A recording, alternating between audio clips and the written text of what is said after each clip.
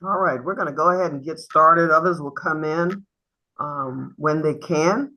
Good morning to you all. This is our first Hispanic Latino Advisory Council meeting in the new fiscal year. July 1 started the new fiscal year for the state of South Carolina. We've had a great year here at the commission. I know that Alex has been working hard, and he'll talk more about it, trying to organize folks and get folks in, to participate in some of our activities. He also knows how important it is for us to grow the Hispanic population, get them involved in anything from politics to community advocacy. So we're expecting all of you to help us to reach our goals this year, to try and get the word out about the commission and what we can do to help our Hispanic and Latino families and communities. Thank you so much for coming on. I'm going to turn it over to Alex so that he can take it from here. Good morning, everybody. As we get started here, I'd just like to thank y'all for joining us today and for being a part of our advisory committee. As Dr. DaCosta said, we're always trying to find ways to get you all more involved. And I've been in contact with several of you all to, you know, as part of our program planning, to figure out how we can get you all more involved. And we'll be talking about that a little bit more right now. On our agenda, I think first was Hispanic Heritage Month. I wanted to address that's coming up soon. And every year we do a calendar of events. And that calendar of events, we compile all the events that we can find, whether it's through our networks, online, social media, and put them on a single document. That way we can share it with the rest of the state. So if you all are aware of any events that you want included in this document, whether it's related to Hispanic Heritage Month activities or not, just please send it to us, and then we can get it put on that list.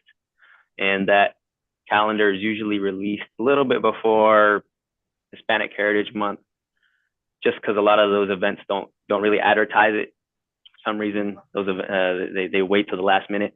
I guess it's not unusual, but just expect it around mid-September.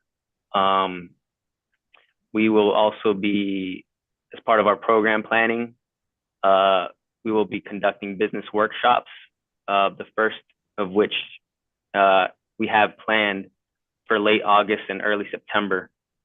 And we have, I've been speaking with Mr. Navarro of the HBA of the Low Country, our advisory committee member. He's on the call right now. So we've been working with him to organize a business workshop for the Hispanic community, also in collaboration with Marco Rios of the SBDC, the Small Business Development Center.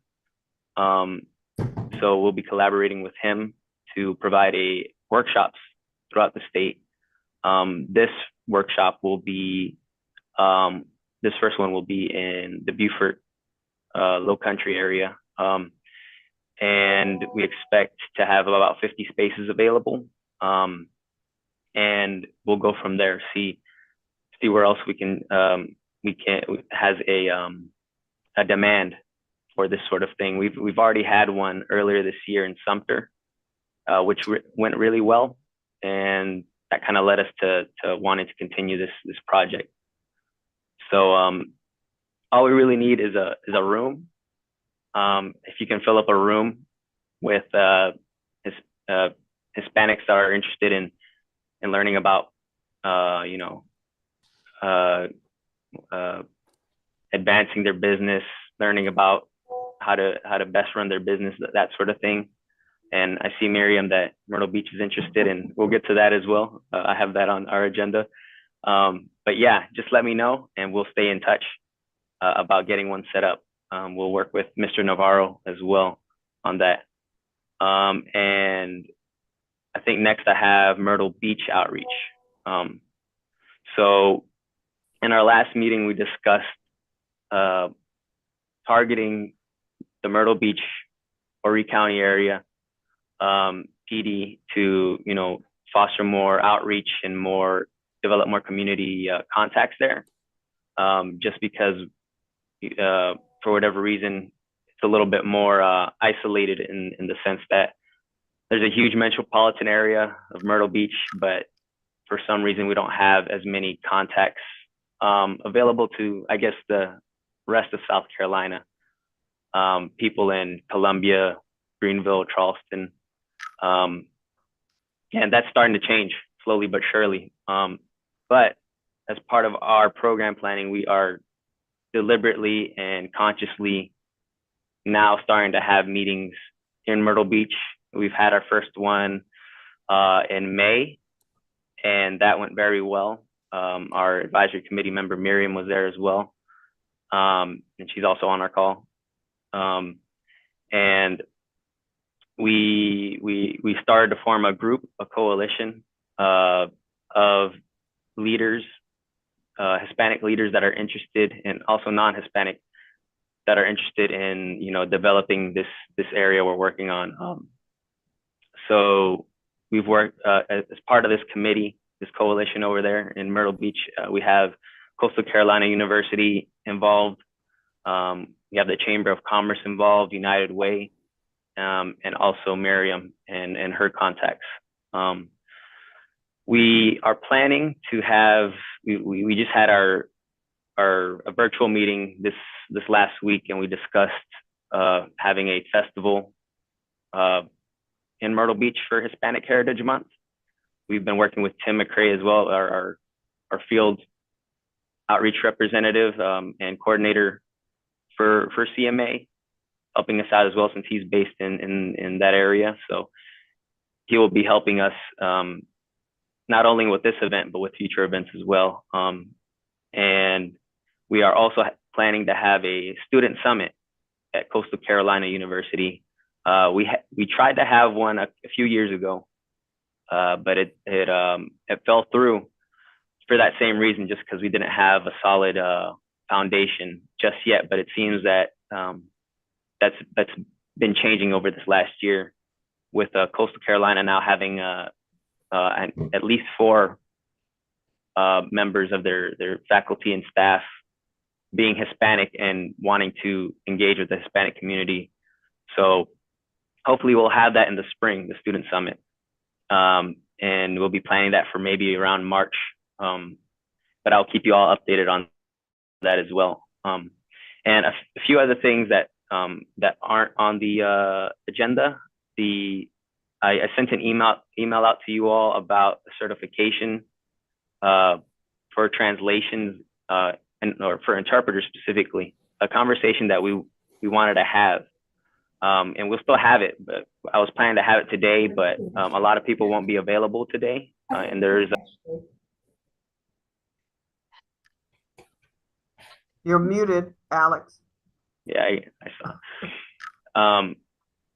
I was saying that we're gonna have that conversation. We're still gonna have it, but we're just gonna move it to a different day where a lot more of y'all are available. So be on the lookout for that within the next 2 weeks to a month.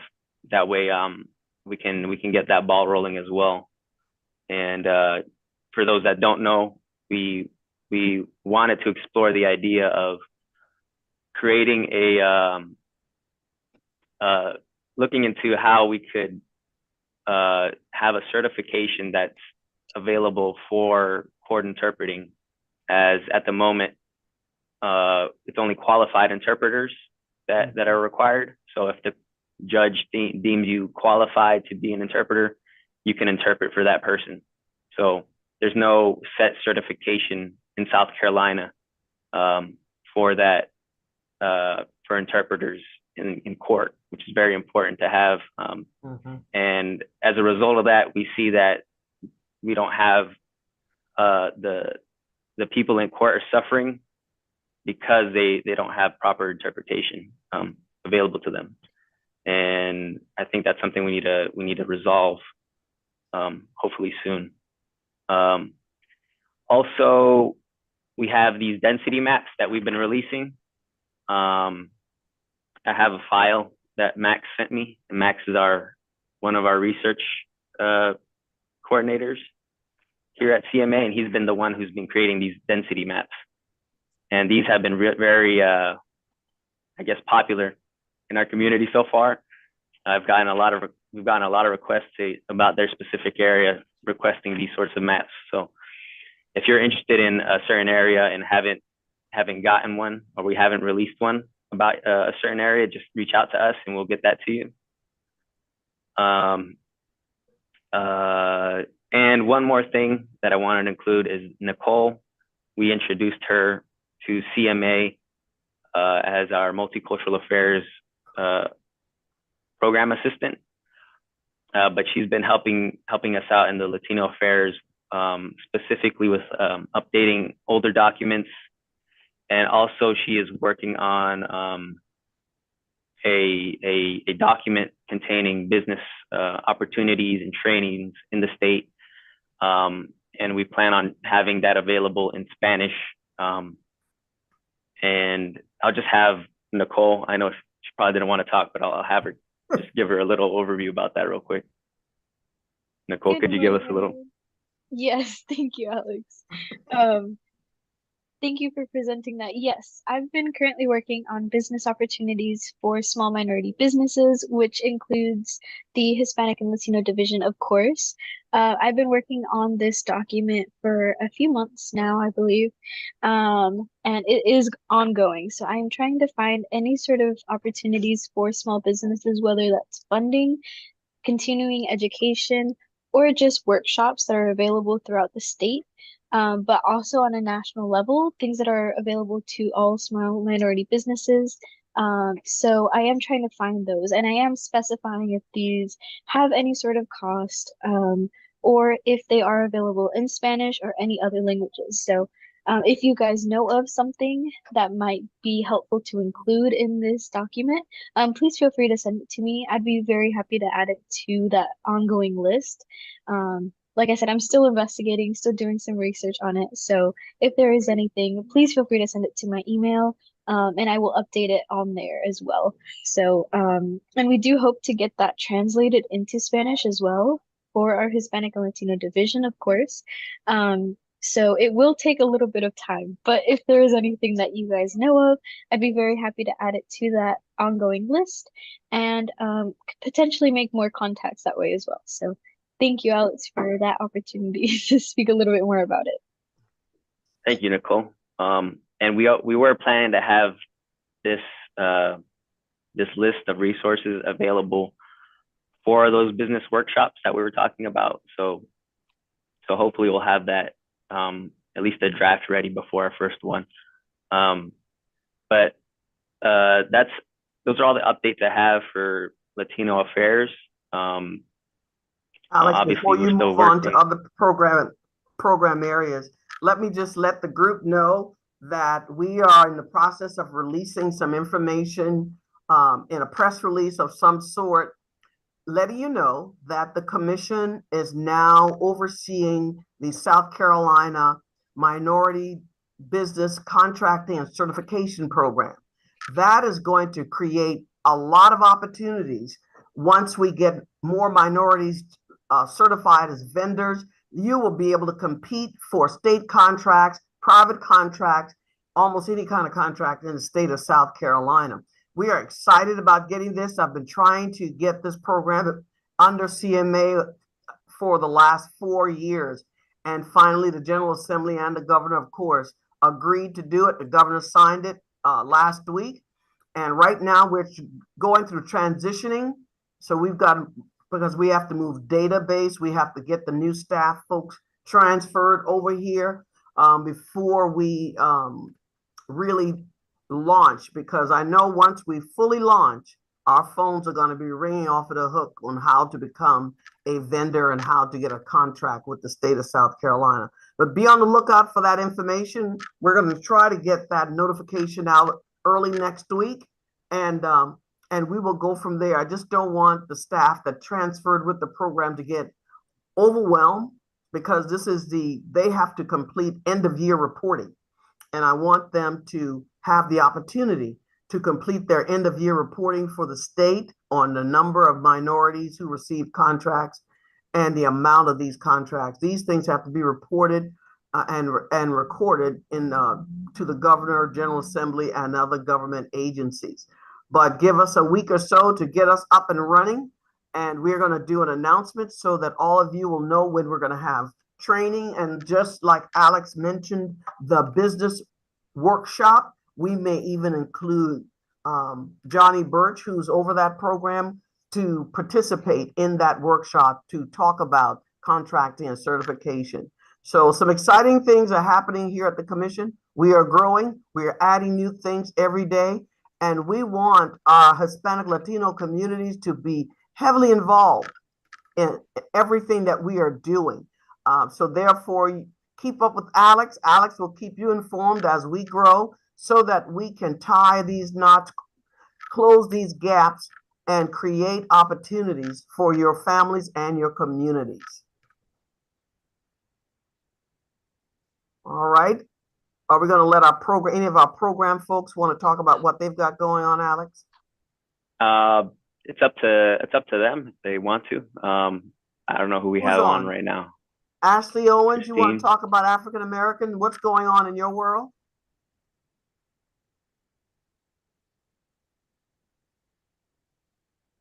You're muted.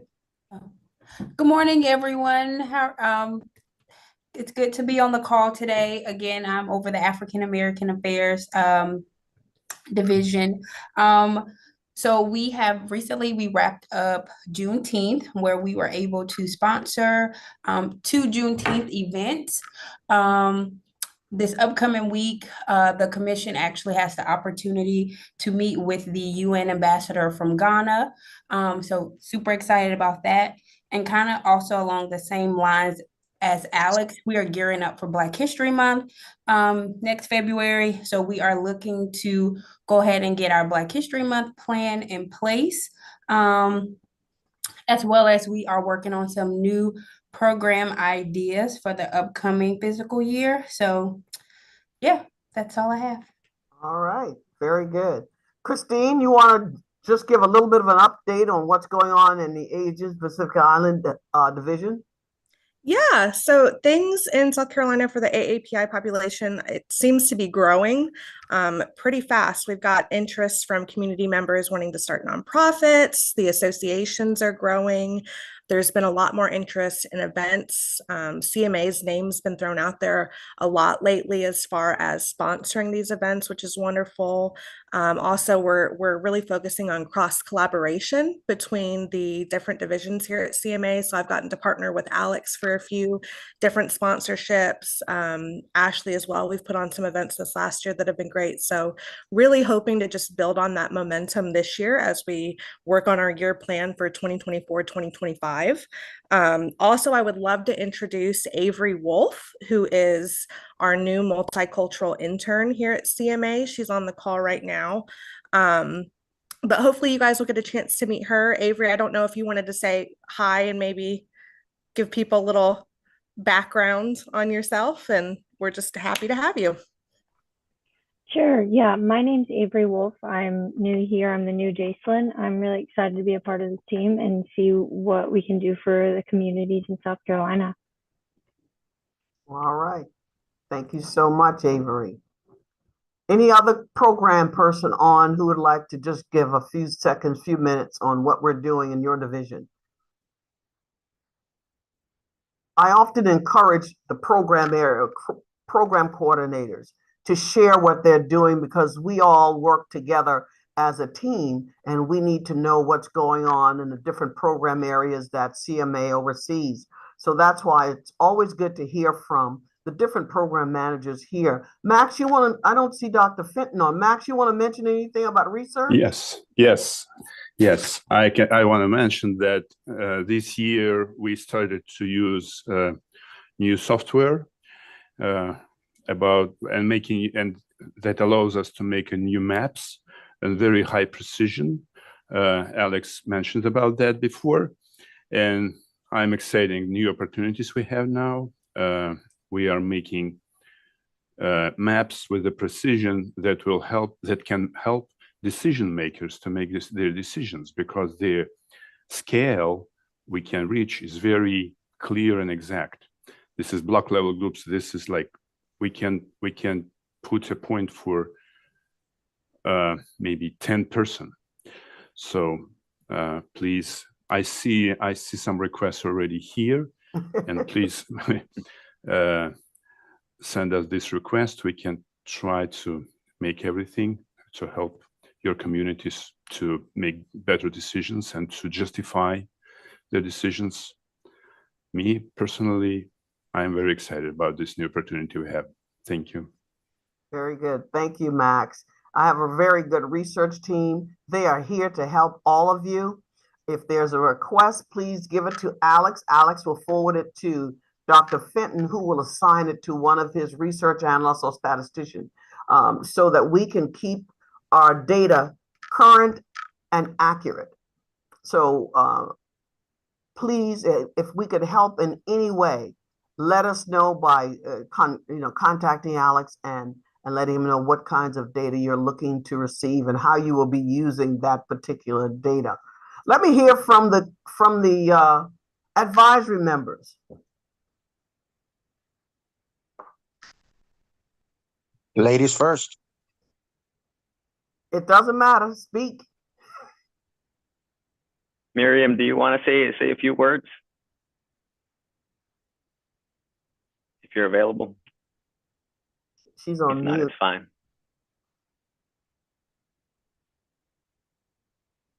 Oh, she said, hold on.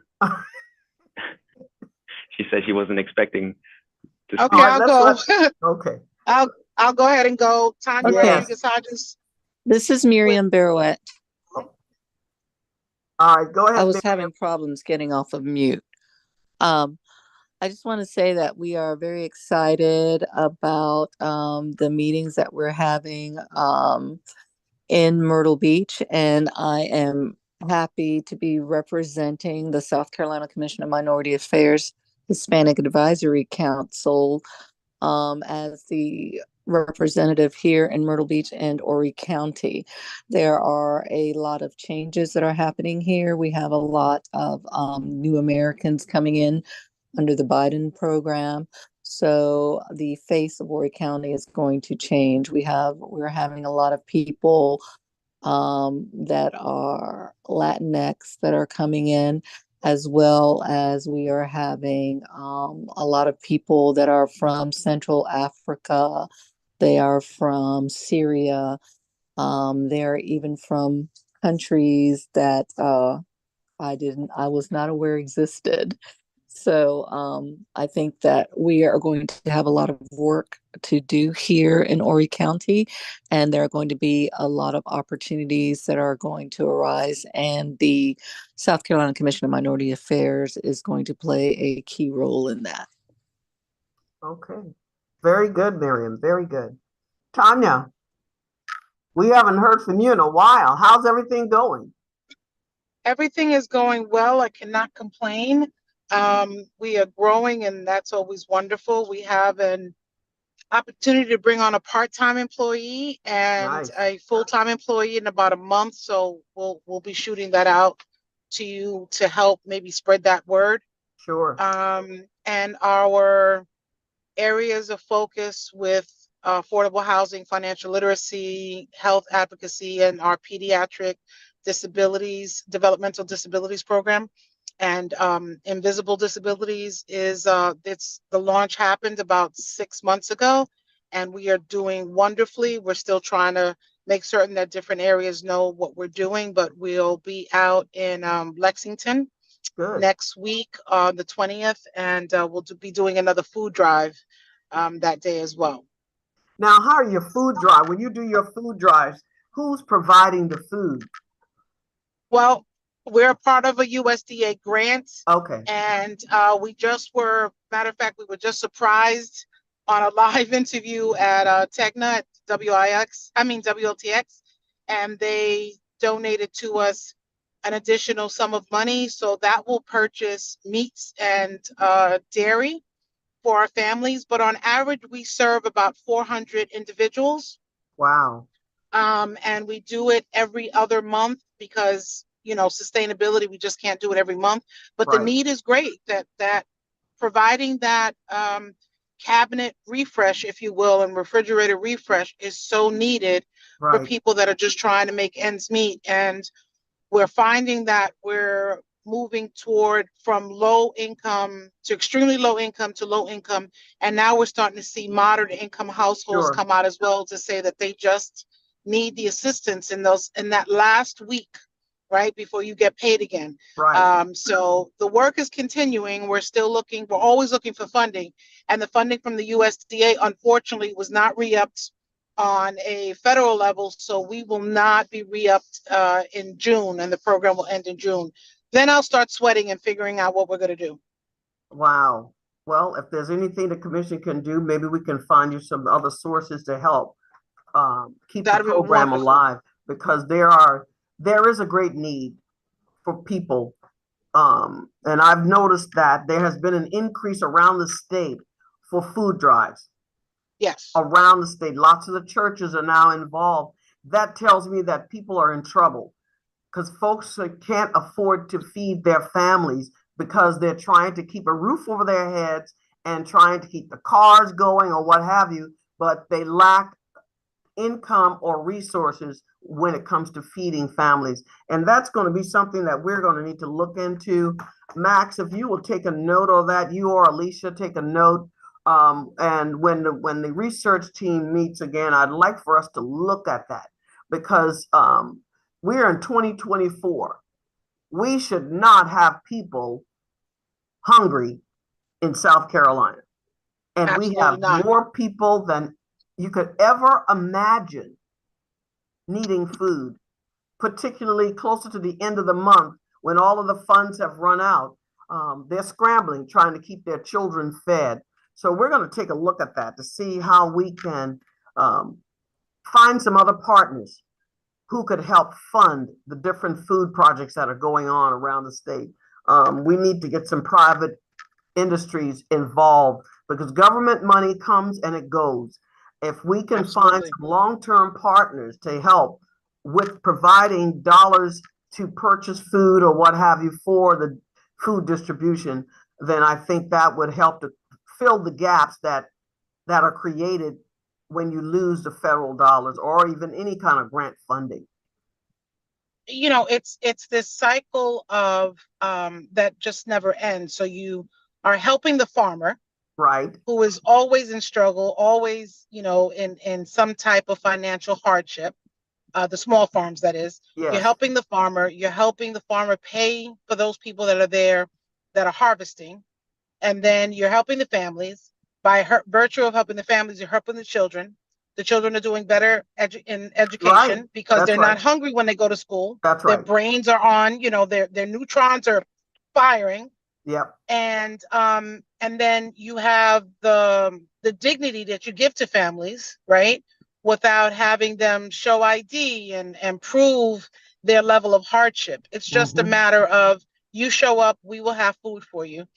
And it's just this, you find that it just, the love circle continues to move, because as you're paying the farmer, as you're paying, even we're partnered now with somebody called Peculiar Pig out in Rock Hill or in Greenville, and they're providing us with hot dogs. right? Wow. That are prepackaged that we Wow. purchase. But even they said, you know, we've never thought that we could actually make an impact in this community. We're just selling Right. to stores. Yeah. But I told them whatever you have left over. So yeah, anything that you guys can do would be always welcomed. It's not an area that we started off in, Right. but it's an area that we're in, and we're committed to it long term. Yeah. Because like you said, everyone deserves the dignity of being able to feed their family That's right. without the guilt of not being able to make ends meet for no fault of their own. That's Right? right. No fault That's right. of their own. That's right. Food, On a, housing, yes. healthcare are three areas that they are basic life necessities. And we have to make sure that people can have food, good health care, and affordable housing in order to Yes, ma'am. experience the quality of life that they want for their families. So we're My gonna, apologies. I have to jump off, and I had emailed or text Yvonne. Our son is having another major surgery next week, and we have a lot of pre-op stuff today. But please, on anyone's radar, if you need our help, if you need us to pitch in, if you need bodies at an event, you know, a table for us to set up, or just referrals, by all means, give us a call. Me not being on the call does not mean that I don't care. It just that's means right. that in this particular case, my son is priority. Absolutely. Family comes first, and healthcare is That's right. especially a Exactly. necessity. Thank you, guys. Thank you. Take care. All right. Alex, not you, Alex. Can you hear me? Yes, we can hear you. Hi, good morning. Well, thank you for this opportunity. We are excited to be working with Alex Tabar and hosting the business workshop coming up with along with Marco Rios coming up in late September. And where is this going to be? We're going to be in the Bluffton area. Okay, I need to put that on my calendar so that I can stop by. It's going to be in the Bluffton area. The day is still being secure, but it's going to be August, September. And here in the Bluffton area, in the Low Country, we are getting ready. We're excited. We're about to launch our first Connecta Business Expo 2024, nice. Where our goal is to connect, right, minority businesses, Latino businesses with non-Latinos to be able to collaborate, as well to connect everyone with the local residents. Nice. The Latino businesses keep growing, keep increasing. So this will be a great opportunity to present a more professional setup. It will be an all-day event. There will be 4 seminars throughout the day. They will be provided, and it's gonna end up with a little fiesta night, evening Nice. dinner. So we hope so far we got so good reception from municipalities, and we also have a great reception from local businesses. So we're expecting this event to be great, and if it goes well, then we can push that next year to go to Charleston or Columbia, take the expo to Greenville. We want to be able to provide that platform for minority businesses all around the state. Very good. Excellent. Well, just make sure that Alex gets the date so that I can put it on my calendar. And I'll just stay over in Bluffton because I want to be there for the party at the end. All right. Yes, ma'am. Very good. Anyone else from the committee? I see Nelsie is on. Yes. Well, hey, Nelsie. How are you? Good. Well, good. Well, it's sad to say, but we still haven't heard anything from Charleston new mayor. That means the Latinx Advisory Board is not participating or supporting the city in any capacity. We hope that the mayor will restart this group soon, but we have been waiting for already 7 months and nothing is happening. We have approached several of his staff and nothing is happening. And it's kind of like going backwards 8 years with this situation here in Charleston. I have the good news that the Hispanic Business Association will be celebrating 10 years next year.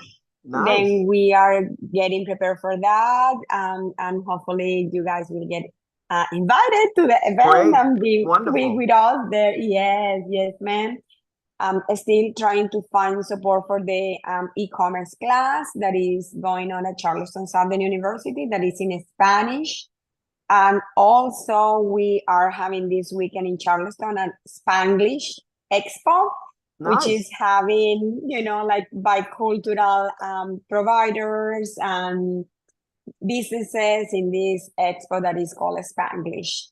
And also we are getting ready to launch a book that is called Mujer Bienestar, which means wellness women. And we are launching that book hopefully on September, and we hope to visit your cities and towns to present this project to the community, which enhance and honor the women voices in our community. That's it. Very from nice. here.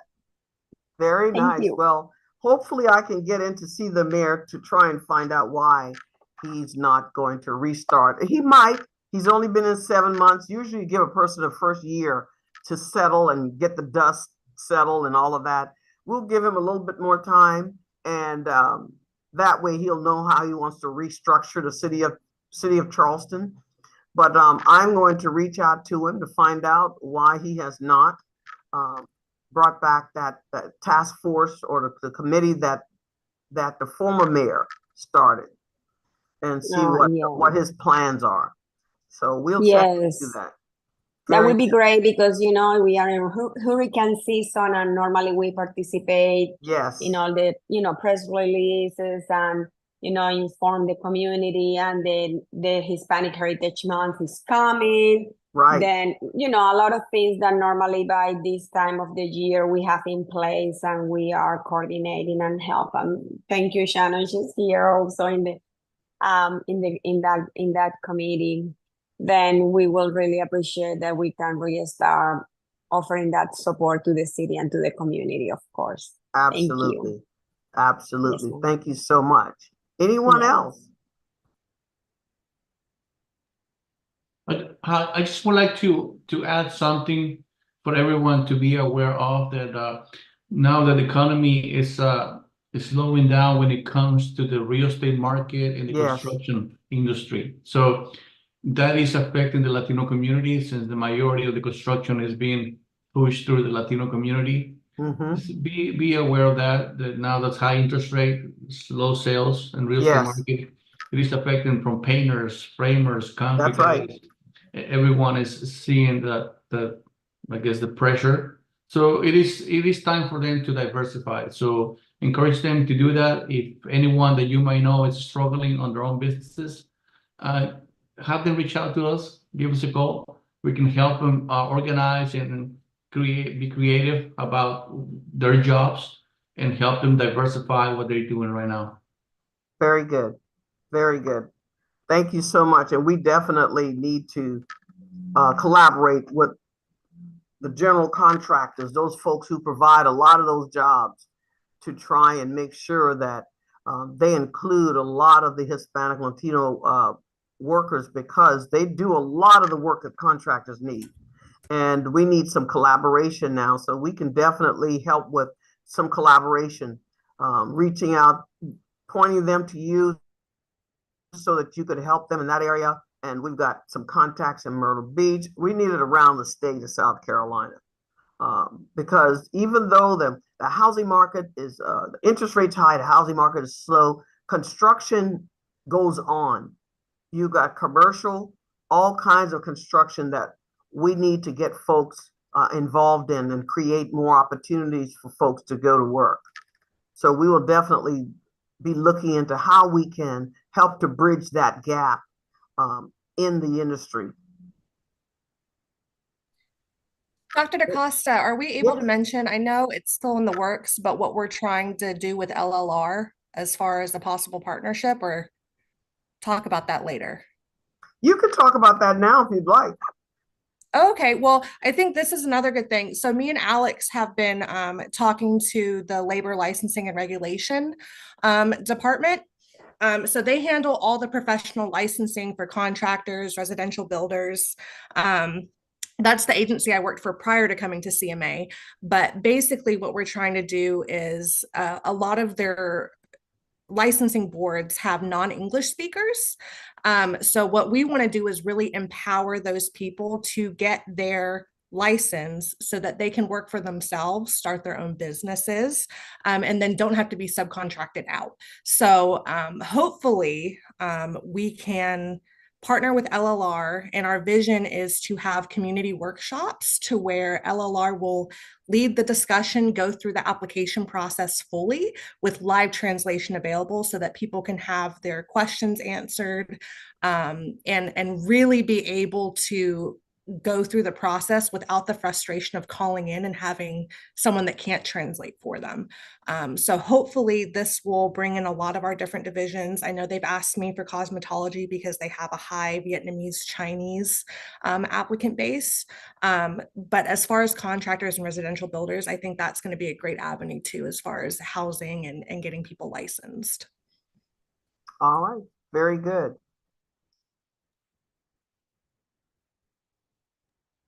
Yeah, Anna Anna's mentioned. saying that DACA recipients are still not eligible for licensing. That's definitely something that they can go over as far as requirements too, because I think as far as statute goes, sometimes that can get a little tricky for people to understand, especially if they're even just for English speakers. I mean, it's a lot. So they can definitely go through what is needed to get a professional license, or what work they can do maybe without a license to make sure that they're still doing those kinds of things legally. All right, very good. That's right. It's an important conversation because I know when I was working at Appleseed, that was a big push that we were trying to get that legislation passed. And I know that I'm forgetting his name, but he's from the upstate. He's a legislator working up in the upstate, has consistently been pushing this bill, trying to get different iterations pushed where maybe it used to include scholarships and that kind of thing. We don't have that many DACA recipients. I mean, I think it was 6,000 back in the day.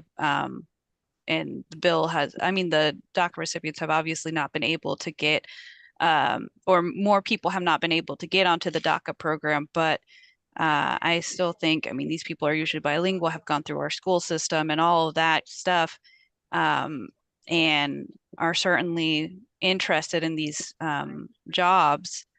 I definitely worked with people who went through the cosmetology class in their school, and then were told once they were finishing the program that they weren't eligible to take the test.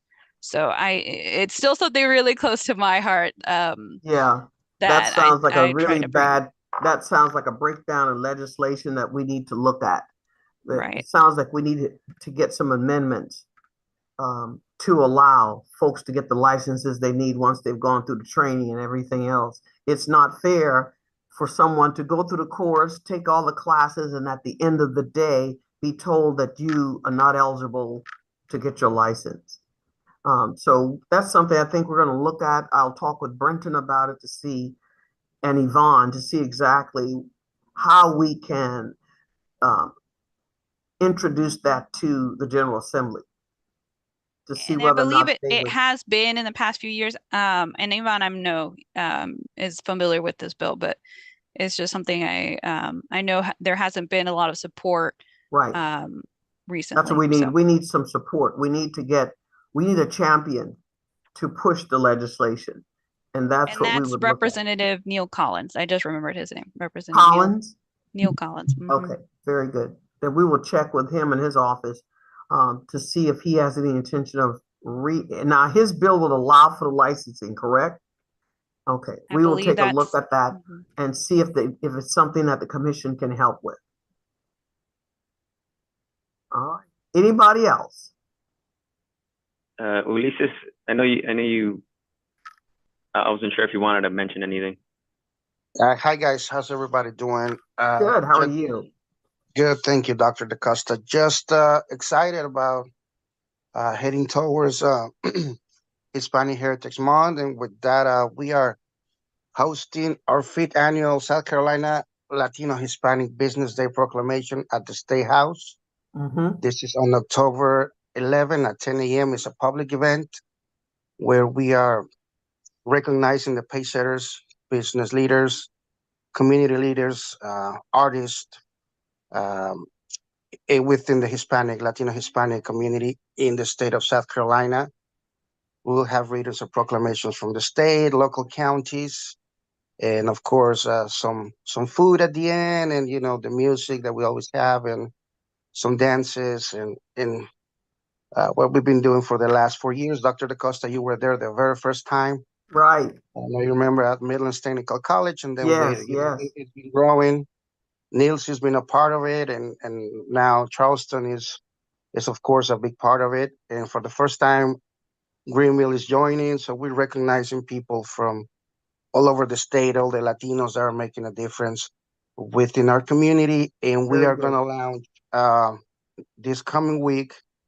Um, I'm going to send the commission a link if you guys can help us send it out. So Sure. to get nominations. So I'm going to send it to Alex, Ivan. If you know any leaders, any small business owners that are thriving, that are making an impact in our community, please nominate them. We go through a process of a board. They get picked by a board.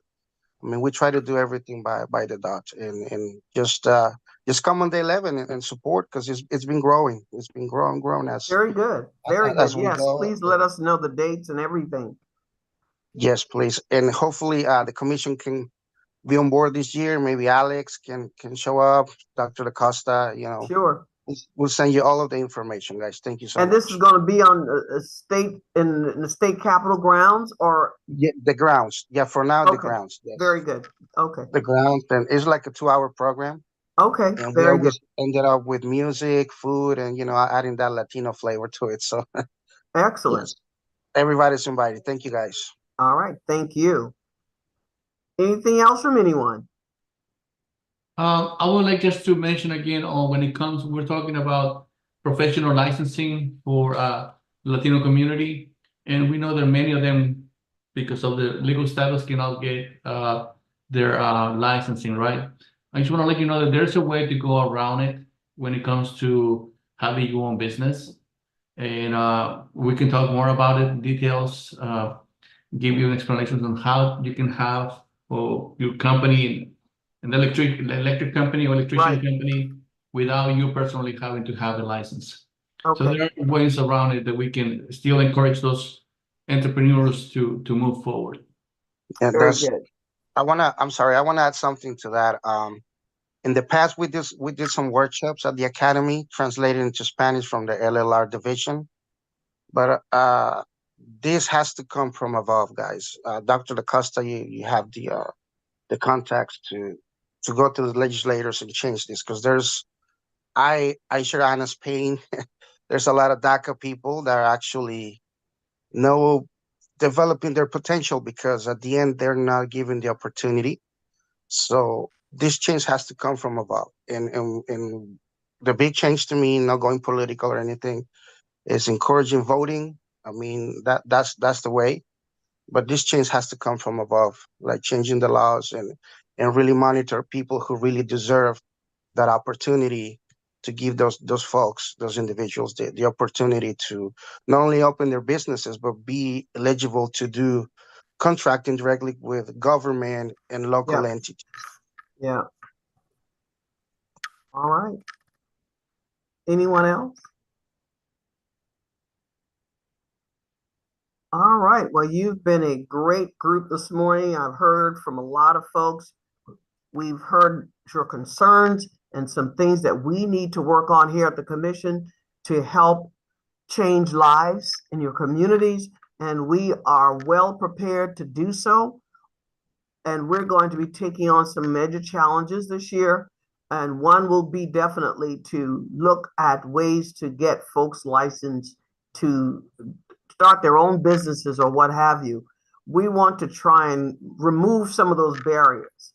And the way to do that is to look at what's on the books right now to determine how we can do it legislatively, because once it's done legislatively, we don't have to worry about it ever again unless someone tries to amend it to change it. But the key is to try and get it in legislation so that we can enforce and create some real opportunities for folks. All right. If there's nothing else, I thank you all for your time this morning. And we will be in touch. Be on the lookout for our notice and announcement regarding small minority business contracting and certification. That's going to open quite a few doors for folks. So be on the lookout for that announcement within the next week or so. Thank you. Thank you so much. Thank All you, right. Alex, for everything that you do, and Dr. Da Costa, Nicole, All right. all the staff. Thank Have you. a good Bye-bye. day. Thank you You all. too. Thank you guys. Later. Bye-bye.